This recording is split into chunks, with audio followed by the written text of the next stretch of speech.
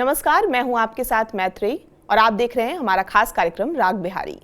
आज हम चर्चा करेंगे बीजेपी प्रदेश अध्यक्ष को लेकर कि आखिर बीजेपी का प्लान क्या है दलित या पिछड़े या सवर्ण वोटरों को साधने के लिए बीजेपी बिहार में किस तरह से प्लान कर रही है। इसके अलावा हम बात करेंगे तेजस्वी यादव की आरजेडी की समीक्षा बैठक की, जो दूसरे चरण की समीक्षा बैठक है वो कल खत्म हो गई है। उसके बाद तमाम तरह के की बातें जो सामने आई है, चाहे आरजेडी कार्यकर्ताओं के बीच नाराजगी को लेकर हो या तमाम तरह की जो चीजें हैं उसको लेकर हम बात करेंगे। उसके अलावा हम मांझी पर भी बात करेंगे कि मांझी जो बुलडोजर एक्शन को लेकर या शराबबंदी कानून को लेकर लगातार अपने ही सरकार पर हमलावर हैं, तो वो किस तरह से पार्टी के अंदर चीजें चल रही है, गठबंधन के अंदर क्या कुछ चल रहा है।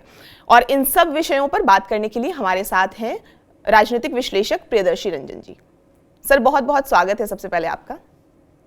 पहले हम बीजेपी के बारे में ही बात कर लेते हैं, क्योंकि प्रदेश अध्यक्ष की बात चल रही है और जिस तरह से कई नाम सामने आ रहे हैं, क्योंकि हमने बीजेपी विधायक दल का नेता चुनने के लिए भी जब हमने देखा था तो यूपी के उप मुख्यमंत्री केशव प्रसाद मौर्य और केंद्रीय कानून मंत्री जो हैं अर्जुन राम मेघवाल, उनको भी और केंद्रीय पर्यवेक्षक के रूप में बीजेपी ने नियुक्त किया था। साथ ही हमने देखा था कि केंद्रीय मंत्री साध्वी निरंजन ज्योति भी सह पर्यवेक्षक के रूप में वो भी आए थे। तो इस तरह से आपको क्या लग रहा है कि जिस तरह से नाम सामने आ रहा है, किन किन नामों की चर्चा है? सबसे पहले तो मैं यही जानना चाहूंगी। देखिए, भारतीय जनता पार्टी में प्रदेश अध्यक्ष के कई दावेदार हैं, कई नाम हैं। विवेक ठाकुर हैं, नीतीश मिश्रा हैं, जनक राम हैं, दिलीप जायसवाल जो कि निवर्तमान प्रदेश अध्यक्ष हैं, वर्तमान में प्रदेश अध्यक्ष हैं, वो भी हैं। वो इसलिए हैं, दिलचस्प लगेगा कि वो कैसे हो सकते हैं। तो भारतीय जनता पार्टी का मेथड बदलते रहता है और सत्ता में जो कुछ भी रहता है वो अपने हिसाब से मेथड को करता है, प्रयोग करते रहता है। तो दिलीप जायसवाल को भी आप दावेदार मान सकते हैं। मिथिलेश तिवारी हैं, अनेक नाम हैं, क्योंकि पिछले 8 वर्षों से लगातार भारतीय जनता पार्टी के प्रदेश अध्यक्ष की कमान कहीं न कहीं ओबीसी नेतृत्व के हाथों में रहा है। तो अब उसमें एक परिवर्तन की सुगबुगाहट है कि ओबीसी के अलावा किसी अन्य जाति को भी नेतृत्व दिया जाए 8 सालों के बाद। उसमें जो प्रमुख तौर पर जो जातियां दावेदार हैं उसमें भूमिहार हैं, ब्राह्मण हैं, दलित जातियों का कोटा बन रहा है और उसके बाद राजपूतों का भी दावा है। तो ये तमाम जातियां हैं जिनकी दावेदारी प्रदेश अध्यक्ष पद पर बन रही है, जिसमें मिथिलेश तिवारी का नाम है जो ब्राह्मण कोटे से है, नीतीश मिश्रा ब्राह्मण है, जनक चमार दलित, जनक राम दलित से हो गए। उसी तरीके से विवेक ठाकुर भूमिहार कोटे से हैं, राजपूत कोटे से भी कोई नाम आ सकता है, कायस्थों की भी लॉटरी लग सकती है। और संजीव चौरसिया हाँ जी, दीघा के विधायक हैं, उनका भी नाम है। तो करीब दर्जन भर के करीब नाम भारतीय जनता पार्टी के भीतर प्रदेश अध्यक्ष के लिए है। मामला ये है कि भारतीय जनता पार्टी का केंद्रीय आलाकमान क्या चाहता है, क्योंकि अभी भारतीय जनता पार्टी के पास पूरी सहूलियत है कि वो किसी को भी प्रदेश अध्यक्ष बना दे, चाहे तो एक्सपोज कर दे, थोप दे पार्टी पर, या पार्टी कार्यकर्ताओं से फीडबैक लेकर के बना दे। बिहार में अभी हाल के दिनों में चुनाव होना नहीं है, सरकार एकदम गारंटी के साथ 5 साल वाली बन गई है, चलेगी। तो प्रदेश अध्यक्ष कौन होगा, कौन नहीं होगा और किसके बनाने से क्या प्रभाव पड़ेंगे, ऑटो पायलट मोड वाली भारतीय जनता पार्टी का इससे अब बहुत कुछ लेना देना, मतलब वो माथापच्ची वाला लेना देना नहीं रह गया है। और ऐसे में केंद्रीय नेतृत्व अपने चहेते को, अपने चाहने वालों को प्रदेश अध्यक्ष की कमान सौंप सकता है। अमित शाह की अगर चली तो निश्चित तौर पर अमित शाह चाहेंगे कि उनके जो चहेते हैं उनको कमान दी जाए। और उनकी टीम ऐसी है ना कि उसमें ये जितने नाम है सभी शामिल। विवेक ठाकुर अमित शाह के करीबी, मिथिलेश तिवारी का नाम, जिनका नाम चल रहा है, वो भी करीबी हैं अमित शाह के। नीतीश मिश्रा का नाम है, अमित शाह के करीबी नहीं है लेकिन उनका खिलाफत भी नहीं है भारतीय जनता पार्टी के भीतर। संजीव चौरसिया कहीं ना कहीं गुडबुक में हो या न हो, लेकिन विरोध नहीं हो सकता है अमित शाह से। तो बहुत सारी, मतलब केंद्रीय नेतृत्व इस बार बेहद, इसको कह सकते हैं आप कि उनके लिए सहज स्थिति है, जिस किसी को भी चाहे बना दे। और कोई भारतीय जनता पार्टी के भीतर से आप देखिए कोई प्रदेश अध्यक्ष पर किसी की ओर से बड़े बड़े दावेदारी नहीं पेश की जा रही है, क्योंकि सबको मालूम है कि आला कमान जो चाहेगा वही होगा। हाँ, जरूर फॉर्मेलिटीज पूरी की जाएगी, और वो किस तरीके से होता है, देखिए भारतीय जनता पार्टी में प्रदेश अध्यक्ष चुनने के लिए चुनाव तो होता नहीं है। जो भारतीय जनता पार्टी के भीतर की जो संवैधानिक प्रक्रिया है उसी तरीके से पार्टी का चुनाव हो जाएगा। कहा जा रहा है, एक अंदर खाने चर्चा है कि जिला लेवल पर पार्टी के जो जिला अध्यक्ष हैं, क्षेत्रीय प्रभारी हैं, सह क्षेत्रीय प्रभारी हैं, इन लोगों से राय शुमारी करके एक फीडबैक तैयार किया जाएगा। फीडबैक तैयार करने के बाद कुछ नामों को, चुनिंदा नामों को केंद्रीय नेतृत्व के पास भेजा जाएगा, और उन नामों को से मुलाकात के बाद, इंटरव्यू करने के बाद, साक्षात्कार करने के बाद अमित शाह निर्णय लेंगे, जेपी नड्डा निर्णय लेंगे, नरेंद्र मोदी निर्णय लेंगे कि बिहार का प्रदेश अध्यक्ष कौन होगा। केंद्रीय नेतृत्व के तमाम लोग बैठेंगे और वो लोग बिहार के नेतृत्व का फैसला करेंगे। मुझे लगता है कि बिहार प्रदेश अध्यक्ष का जो चुनाव होगा उसको पश्चिम बंगाल से भी आप जोड़ करके देख सकते हैं कि प्रभाव पड़े। हालांकि बिहार और पश्चिम बंगाल का पॉलिटिकल कनेक्शन कुछ उस तरीके से बनता नहीं है, लेकिन फिर भी कोशिश होगी कि अगर कुछ सामाजिक समीकरणों को साधा जाए तो पश्चिम बंगाल में अभी हाल के दिनों में चुनाव है, उत्तर प्रदेश में प्रभाव पड़े। अगर बिहार में अगर प्रदेश अध्यक्ष किसी को बनाया जाता है तो वैसी जाति का, वैसे समाज के, वैसे बिरादरी का और वैसे नेता को बनाया जाए जिसका उत्तर प्रदेश में भी प्रभाव हो। अगर ब्राह्मण कोटे से बनाते हैं तो निश्चित तौर पर उत्तर प्रदेश के ब्राह्मणों में भी एक मैसेज जाएगा कि देखिए बिहार में ब्राह्मण प्रदेश अध्यक्ष।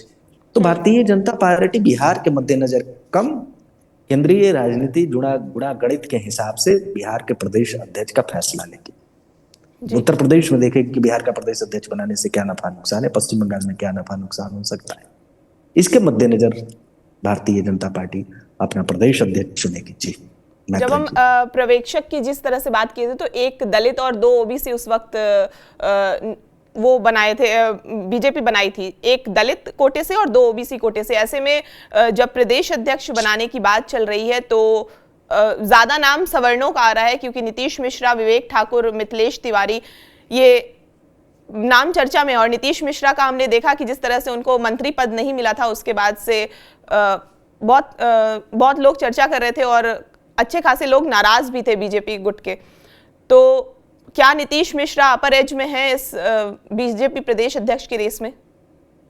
2 सवाल आपने कहा कि सवर्णों की ओर से ज्यादा दावेदारी आ रही है और उसके बाद नीतीश मिश्रा का आपने नाम लिया। देखिए ये पार्टी, जो पुरानी जो पार्टी है, ये कमोबेश सवर्णों की राजनीति के इर्द गिर्द घूमती रही है, तो इसीलिए आपको यहाँ सवर्ण चेहरा ज्यादा नजर आएंगे। ओबीसी हाल के दिनों में भारतीय जनता पार्टी के बिहार की राजनीति में ओबीसी राजनीति का प्रभाव जरूर पड़ा है, लेकिन आप संगठन के स्तर पर देखेंगे तो चूंकि पुराने लोग, जिन लोगों ने पार्टी की है, उसमें सवर्ण चेहरे आपको ज्यादा नजर आएंगे।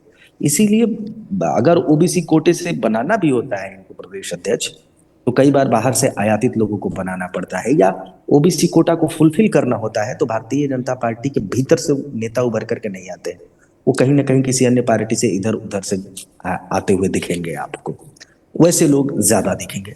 दूसरी बात आपने नीतीश मिश्रा की कि नीतीश मिश्रा को मंत्री नहीं बनाए जाने से नाराजगी थी। हाँ, नीतीश मिश्रा 4 बार 5 बार, मुझे लगता है कि 5वां टर्म हो गया, 4 बार तो है, 4 बार के विधायक हैं, एक बड़ा प्रोफाइल है उनका। और मिथिला के क्षेत्र में जिस तरीके से भारतीय जनता पार्टी ने, एनडीए ने परफॉर्म किया और वहां पर नीतीश मिश्रा का कद बड़ा है, तो सभी लोगों को ये उम्मीदें थी कि 31 या 32 सीटें मिथिलांचल क्षेत्र की अगर बात करें तो। जी बिल्कुल, तो वहां से एक बड़ा नेता चाहिए होगा और उसको भविष्य में भी बनाए रखने के लिए, गढ़ बरकरार रखने के लिए, तो वैसे में नीतीश मिश्रा पर दाव भारतीय जनता पार्टी खेलेगी जरूर। अब आज नहीं, कल नहीं, लेकिन नीतीश मिश्रा को दरकिनार भारतीय जनता पार्टी नहीं करेगी।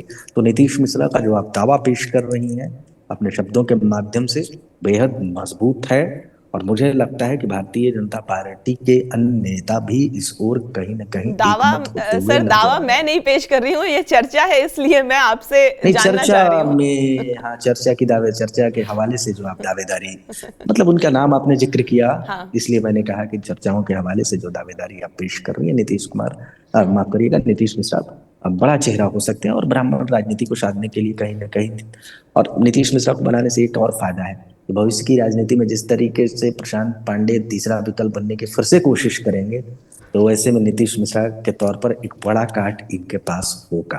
क्योंकि मंगल पांडे वो चेहरा नहीं है जो पूरे ब्राह्मणों को मैसेज दे सके, या पूरा ब्राह्मण मंगल पांडे के साथ कनेक्ट होता हो।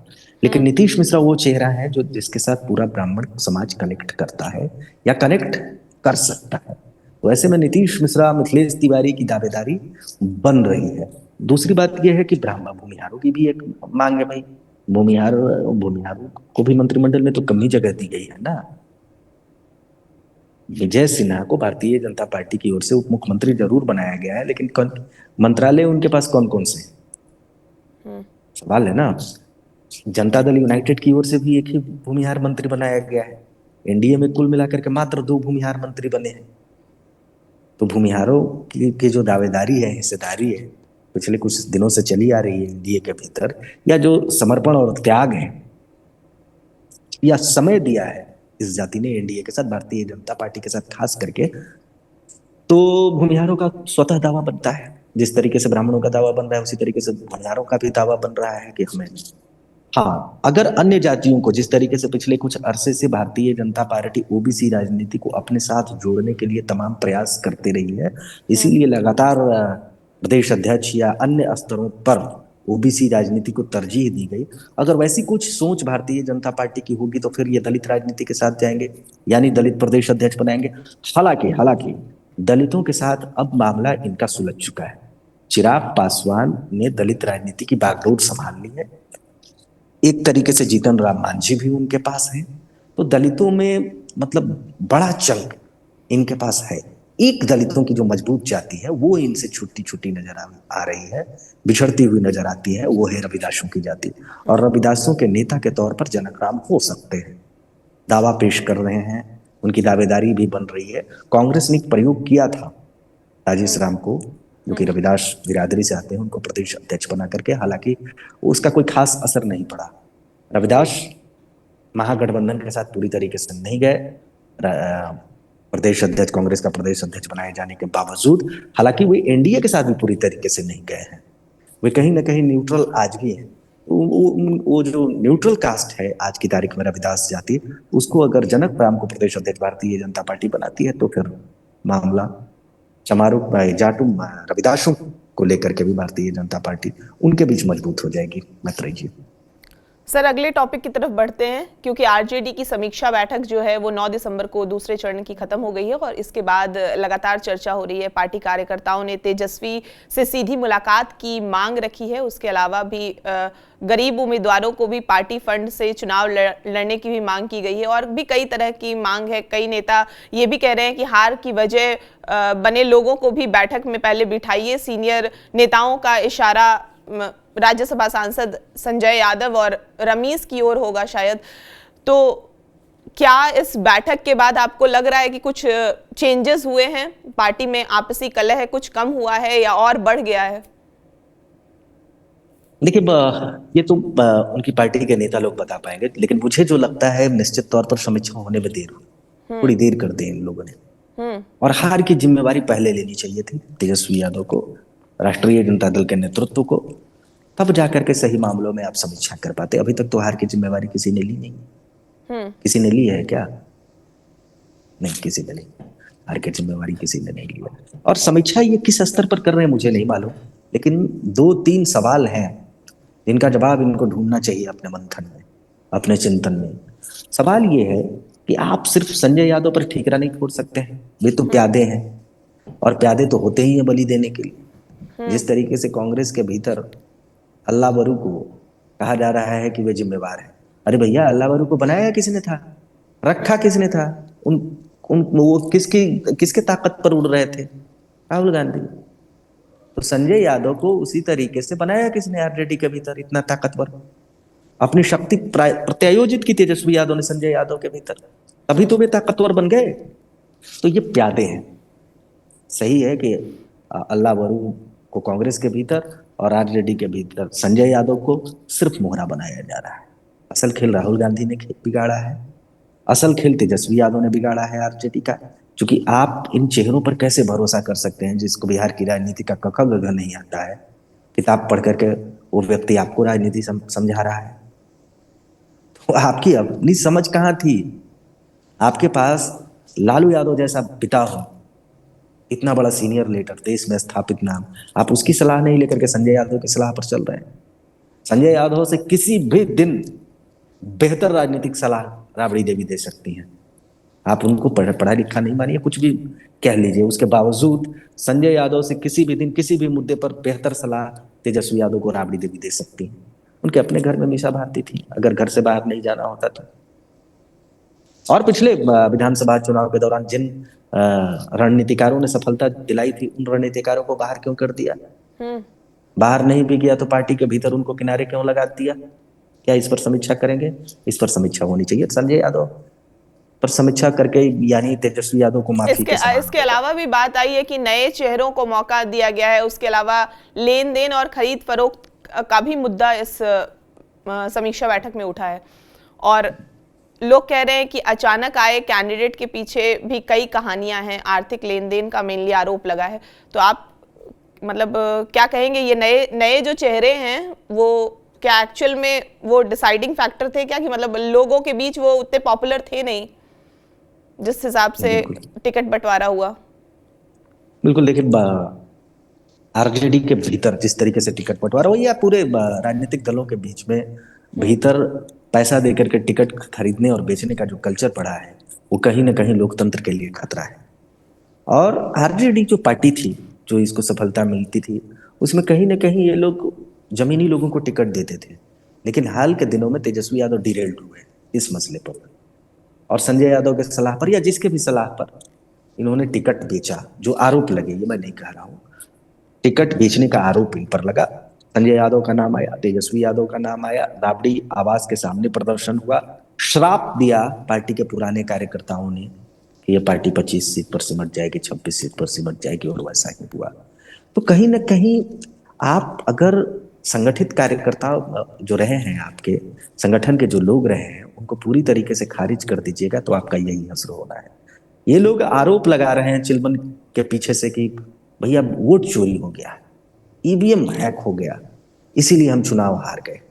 चुनाव आयोग ने बहुत गलत किया, ठीक है, माना, हो सकता है एक क्षण के लिए चुनाव आयोग ने गलत कर दिया होगा आपके साथ, मान लेते हैं। लेकिन आपने उन कार्यकर्ताओं के साथ सही किया क्या, जो आपके साथ जीवन लगा दिया, जिनकी पीढ़ियां खप गई आरजेडी को जमाने में, और उनको आपने दरकिनार कर दिया पूरी तरीके से? क्या ये आपने सही किया था? आपके साथ कार्यकर्ता रहेंगे इस तरीके से? आपके वोटरों का मनोबल नहीं गिरेगा? हमारे बीच में तो कोई और नेता था, ये कहाँ से आ गया? ठीक है कि आपको 22%, 20%, 22.5% के करीब वोट आ गया, लेकिन ये प्रतिशत गिरेगा अगर इसी तरीके से आप आयातित लोगों को, टिकट खरीदने वाले लोगों को टिकट देंगे, तो यह स्तर और भी गिरेगा। तो मुझे लगता है कि किन मुद्दों पर विचार हुआ है आरजेडी के भीतर पता नहीं, लेकिन इन मुद्दों पर विचार होना चाहिए। टिकट क्यों बेचा गया? टिकट बेचने का जब आरोप लग रहा था तो डिफेंड क्यों नहीं किया आरजेडी ने? और सबसे बड़ी बात, टीवी9 पर 2 साल पहले भी मैंने कहा था इसी मंच से, इस मंच से नहीं, टीवी9 के किसी और शो में, आपके ये में, कि आरजेडी के जो कार्यकर्ता है ना, समर्थक है ना, तेजस्वी यादव को कभी मुख्यमंत्री नहीं बनने देंगे, और ये आरजेडी लवर्स वही थे। क्या इस पर तेजस्वी यादव का कोई बयान नहीं आया? चुनाव आयोग पर तो खूब बोल रहे थे आप, लेकिन इस पर कभी चुनाव के दौरान आपने बोला कि भाई ये आरजेडी लवर्स जो गाना गा रहे हैं आरजेडी को लेकर के, इसको बंद करिए, डीजे मत बजाइए, कट्टा सट्टा बट्टा मत करिए, मत कहिए कि हम उठा लेंगे, तेजस्वी भैया सरकार में बनेंगे, आ जाएंगे? तो तेजस्वी यादव अपरोक्ष तौर पर कहीं ना कहीं उन बातों को हवा ही दे रहे थे ना, जो उनके समर्थक कह रहे थे।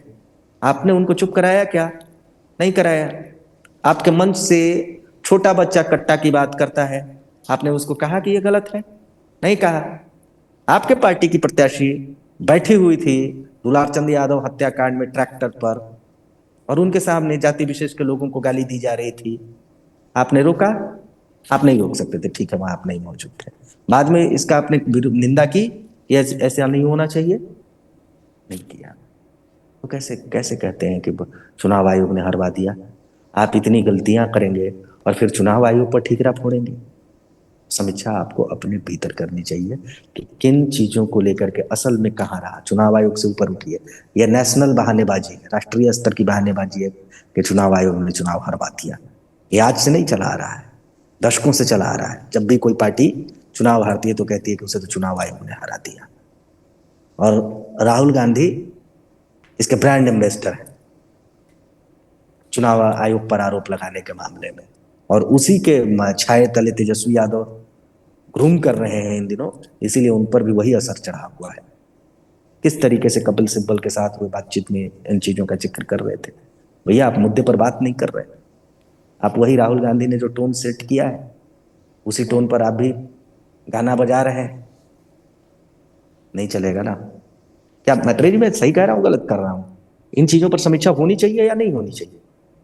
समीक्षा बैठक में पहले चरण में शायद मोस्टली इन्हीं विषयों पर चर्चा हुई थी। इसके बाद भले ही पार्टी के अंदरूनी कुछ लोगों के द्वारा ये कहा गया कि जिस तरह से खरीद फरोख्त और तमाम तरह की बातें आई, उससे पहले चुनाव आयोग पे ही ठिकरा फोड़ने की बात हुई थी। इसके अलावा हम अलग नेक्स्ट टॉपिक पे चलते हैं सर। जीतन राम मांझी ने मुख्यमंत्री नीतीश कुमार को शराबबंदी कानून लागू करने के लिए धन्यवाद तो दिया है, लेकिन साथ ही उन्होंने ये भी कहा है कि इसके लागू करने के तरीके में कुछ ऐसी बातें हैं जिन पर बोलना जरूरी है। उन्होंने साफ तौर पर कहा कि बड़े माफिया जो लाखों की शराब कंटेनर से बिहार भेज रहे हैं वे नहीं पकड़े जा रहे, जबकि गरीब मजदूर वर्ग के जो लोग हैं अनावश्यक रूप से जेल जा रहे हैं। तो और उसके अलावा सिर्फ शराबबंदी की बात नहीं है, उसके अलावा उन्होंने बुलडोजर एक्शन को भी गलत बताया था।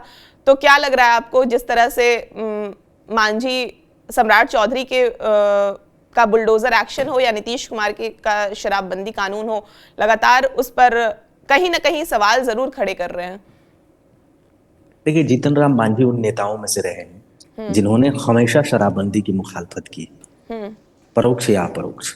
जीतन राम मांझी पहली बार शराबबंदी की समीक्षा करने की बात कर रहे हो ऐसा नहीं है, पहले भी कई बार कह चुके हैं। वाकई शराबबंदी की समीक्षा होनी चाहिए, अगर ठीक तरीके से समझा जाए और कहा जाए तो उनकी बातों में दम है। शराबबंदी ने जिस तरीके से सामाजिक तनाव बढ़ाया है, अपराध का एक नया वर्ग तैयार किया है, अपराधियों का एक नया वर्ग तैयार किया है, वो चिंता का विषय है। लाखों लोग जेल में, लाखों लोगों पर मुकदमा, ये कैसी शराबबंदी है? अगर पूरी तरीके से शराबबंदी है तो फिर ये केसेस नहीं आने चाहिए ना, लोगों को जेल नहीं जाना होता ना। पुलिस क्या कर रही है? सही बात है कि क्यों, किस तरीके से सप्लाई हो जा रहा है बिहार में। और इन सब से बढ़ के बात, जहरीली शराब से तो मौतें हुई हैं बिहार में, ये तो प्रशासनिक दावा है। और एक बार नहीं, दर्जनों बार, सैकड़ों लोग मरे हैं जहरीली शराब पीने से। इसका मतलब है कि जहरीली शराब का उत्पादन भी बिहार में होता है, तभी तो लोग पीते और मरते हैं। बुलडोजर एक्शन पे भी सर ये, क्योंकि आनंद मोहन जो जेडीयू से हैं उन्होंने भी बोला है कि बुलडोजर एक्शन गलत है। तो कैसे देखते हैं आप उसको? लेकर के बुलडोजर एक्शन जो है, निश्चित तौर पर मुझे लगता है कि ये शब्द बिहार के लिए ठीक नहीं है। बुलडोजर ये उत्तर प्रदेश से आयातित शब्द है। योगी आदित्यनाथ ने जो बुलडोजर एक्शन उत्तर प्रदेश में लिया था उससे लाया गया है शब्द है। देखिए, उत्तर प्रदेश में परिस्थितियां अलग थी, वहां बुलडोजर इस तरीके से नहीं चल रहा था। वहां बुलडोज उन लोगों को किया जा रहा था, उनके मकानों को किया जा रहा था जो अपराधी थे, आपराधिक प्रवृत्ति के थे। वहां अतीक और मुस्ताक जैसे लोग थे। वहां जिस तरीके से चीजें हो रही थी उसके लिए वो जरूरी था, माफिया राज था। लेकिन बिहार में जब जब सम्राट चौधरी ने कमान संभाली गृह मंत्रालय के तौर पर, गृह मंत्री के तौर पर, यहाँ तो उस तरीके की स्थितियां नहीं है। यहाँ तो जिंगुर बाबा नहीं है जो लव जिहाद करता है, जिसका आप घर तोड़ेंगे। तो जो वो बुलडोजर, उत्तर प्रदेश का बुलडोजर और बिहार का बुलडोजर, दोनों में अंतर है। बस एक बात। दूसरी बात यह है कि थोड़ी जल्दबाजी में मुझे लग रहा है कि ये मामला हो गया है। हाईकोर्ट के आदेश पर अतिक्रमणकारियों का मकान तोड़ा जा रहा है, या जहां जहां उन्होंने अतिक्रमण कर रखा है उसको तोड़ा और हटाया जा रहा है, लेकिन सरकार इसको डिफेंड नहीं कर पा रही है। मुझे लगता है कि बहुत जल्दी में, जिस किसी का भी माइंड है, सम्राट चौधरी का तो दिमाग ये नहीं लग रहा है, क्योंकि वो इस तरीके से नहीं, ये प्रशासनिक दबाव कहीं ना कहीं है और प्रशासन के भीतर बैठे हुए लोग ये करवा रहे हैं। हाईकोर्ट के हवाले से। ठीक है, होना चाहिए, लेकिन इस तरीके से तो नहीं, इतनी जल्दी में तो कैसे आप तो करेंगे? गृह मंत्रालय तो सम्राट चौधरी के पास है, जिस तरह से कानून व्यवस्था जो आप कह रहे हैं प्रशासन के पास, जी तो कौन जी। करवा रहा है? सम्राट चौधरी से कौन करवा रहा है? देखिए, क्रेडिट और डिस्क्रेडिट दोनों दोनों सम्राट चौधरी को जाएगा। अगर आनंद मोहन ने सवाल खड़ा किया है, अगर जीतन राम मांझी ने सवाल खड़ा किया है, तो अगर उस मामले का डिस्क्रेडिट है तो वो भी जीतन राम मांझी को जाएगा, सम्राट चौधरी को जाएगा, और क्रेडिट भी मिलेगा तो वो भी सम्राट चौधरी को जाएगा। और अगर पार्टी के ये गठबंधन के नेता लोग डिस्क्रेडिट दे रहे हैं सम्राट चौधरी को इस मामले में, तो वो भी उनको स्वीकार करना पड़ेगा, और अगर क्रेडिट मिलेगा तो उन्हीं को मिलेगा। चीजें कुछ इस तरीके से हुई है कि कुछ लोगों का ये मानना है कि गरीबों का घर हटाया जा रहा है, बुलडोजर गरीबों के घर पर चल रहा है, तो उन लोगों को लगता है कि ये बहुत जल्दी में हुआ है, अभी अभी तो हम वोट दिए थे और अभी अभी मेरा घर टूट गया है। ये इस तरीके की कुछ बातें हो प्रशासन गई। के लोग और स्थानीय लोग आपस में कई जगह भिड़े हैं। आज ही हमारे पास खबर आई है किशनगंज से, जिस तरह से आपस में ही प्रशासन के लोग और स्थानीय लोगों में ही भिड़ंत हो गया है। किशनगंज तो वो जगह है जहाँ बात बात पर प्रशासन से लोग भिड़ जाते हैं। नहीं, वहां तो सिर्फ बात किशनगंज की बात नहीं है सर, कई क्षेत्रों से आई हाँ, है, नहीं कई जिलों नहीं, से कई आई है ऐसी क्षेत्रों से खबरें। घटे, नालंदा से आई है मैडम, नालंदा से आई है, नीतीश कुमार का गृह जिला है, वहां से आई है। समस्तीपुर से आया है, समस्तीपुर से भी इस तरीके की तस्वीरें आई हैं जहां प्रशासन और स्थानीय लोग आपस में भिड़ रहे थे। देखिए, है क्या कि अतिक्रमण भी तो गलत है ना, जिन लोगों ने अतिक्रमण किया था सड़कों का। आपके घर के सामने मैं अपना घर बना दूं दरवाजे पर, कैसा लगेगा आपको? ठीक है, हम ताकत में रहेंगे तो आपके घर के आगे घर बनाए हुए रहेंगे, लेकिन जिस दिन आप ताकत में आएंगे, आपका मन करेगा कि अब नहीं रहने देंगे, रहने दीजिएगा, उजाड़ दीजिएगा ना। तो ये कुछ इस तरीके से भी, इसमें सिर्फ करीब नहीं है, इसमें वो लोग, जैसे नालंदा की ही तस्वीर थी, नालंदा की तस्वीर में साफ दिख रहा था कि वो गरीब के घर नहीं है, वो अतिक्रमण वैसे लोग हैं जो पैसे से बहुत धनाढ्य हैं, व्यवसाय करने के लिए सड़कों का अतिक्रमण कर रखा था उन लोगों ने। ठेले खोपचे वालों को भी हटाया गया है, साथ साथ उन लोगों को भी हटाया गया है जो बड़े पैमाने पर अस्थायी स्ट्रक्चर खड़ा किए हुए थे। ठेले वाले क्या है, अस्थायी स्ट्रक्चर खड़ा करते हैं, और जो लोग मिठाई की दुकान खोले हुए हैं या दुकान खोलने के लिए परमानेंट स्ट्रक्चर खड़ा कर दिया है, वो लोग बड़ी समस्या उत्पन्न करते हैं। तो वैसे लोगों को हटाना बेहद जरूरी था, और मुझे लगता है कि अगर इस तरीके की कार्रवाई हो रही है तो इसमें आलोचना होगी, निश्चित तौर पर आलोचना होगी, लेकिन दूसरा पक्ष ये भी है कि यह भी देखिए कि किनको हटाया जा रहा है। अगर सड़क अतिक्रमण करने वाले लोगों को हटाया जा रहा है तो इसकी तारीफ होनी चाहिए। तारीफ इसलिए होनी चाहिए कि जो लोग बिहार की सड़कों पर घूमते हैं उनको पता होना चाहिए बॉटल नेक की समस्या है। आप सैकड़ों किलोमीटर का सफर घंटों में दूरी कर लीजिएगा, लेकिन चंद किलोमीटर, 10 किलोमीटर की दूरी तय करने में आपको 3 घंटा तक बिहार में लग सकता है। ये सड़क पर अतिक्रमण के कारण होने वाले जाम की समस्या से होता है जी। तो इससे तो निजात मिलना चाहिए ना। जी जी, बहुत बहुत शुक्रिया प्रियदर्शनी जी आपका, और आप सभी का भी बहुत शुक्रिया, आपने हमारा ये कार्यक्रम देखा। और कैसा लगा ये कार्यक्रम, ये हमें कमेंट बॉक्स में ज़रूर बताएं, और बिहार की तमाम खबरों के लिए आप हमारे साथ बने रहें और देखते रहें TV9 बिहार झारखंड।